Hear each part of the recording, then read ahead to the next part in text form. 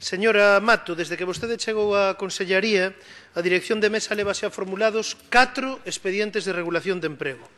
Sen dúbida, Isolús Corsán, propietaria de Mesa, recebeu nítidamente a súa mensaxe de axilizar a tramitación dos expedientes de regulación de emprego e de que a man non lle ia tremer a hora de autorizalos.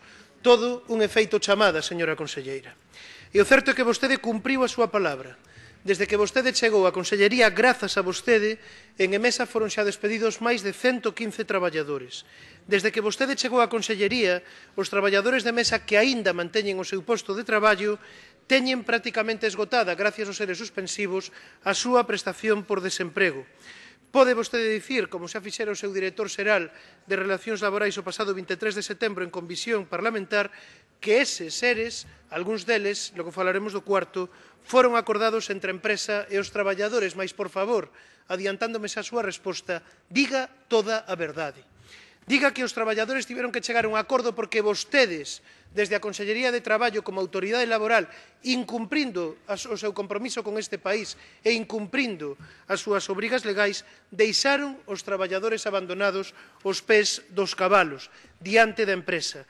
E diga tamén que, a pesar do acordo, a empresa incumpriu de forma reiterada os planos sociais pactados, sen que, por certo, o seu departamento, nin vostede mesma, velasen pola súa observancia.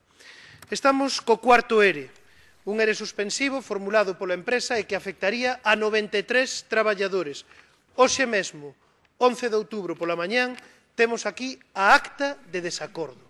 Acta de desacordo porque a empresa, e isto é importante que vostede o saiba, señora conselleira, a empresa negouse a aceitar a solicitude do Comité de Empresa de que o emprego se mantivese até o 31 de decembro do ano 2012.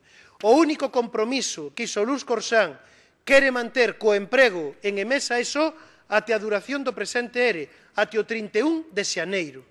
3 meses, iso é o único que dan como compromiso de mantemento do emprego. Que vai facer, señora conselleira, a xunta da que vostede fai parte? Neste momento, ademais, temos un ERE no que a empresa, contra o que comprometera o seu director xeral, non aportou toda a documentación que tiña que aportar. Non aportou a documentación relativa á carga de traballo que o grupo Isolús Corsán ten no ramo do metal. Non aportou a documentación relativa á subcontratación e externalización que este grupo fai de encargos metálicos a terceiras empresas. E mesmo así, en contra do que vostedes comprometeran neste Parlamento, deron por boa a documentación dada pola empresa e hoxe mesmo, como digo, rematou o período de negociación. Por tanto, ten vostede agora que decidir. Vai autorizar este ERE, sobre todo, vai actuar para que os 14 despedimentos realizados pola empresa en fraude de lei... Moitas grazas.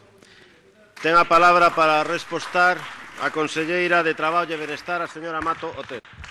Moitísimas gracias, vicepresidente. Señoría, vaya por diante que a